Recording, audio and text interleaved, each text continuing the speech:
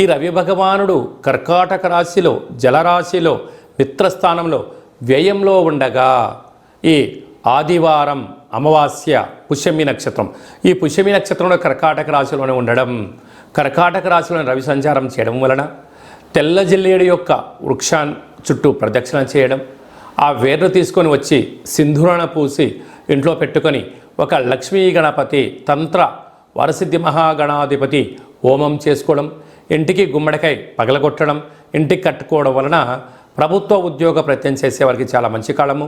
రాజకీయాలు, సేవా రంగాలు, వ్యాపార రంగ కార్యక్రమాల్లో ఉండబడిన వారందరికీ దురుసు ప్రవర్తన పనికిరాదు. సత్ప్రవర్తన, ఓపిక, పట్టుదల, సహనం, ఎదుటి వ్యక్తులు ఏదైనా చెప్తూ ఉంటే వినే ప్రయత్నం చేయాలి.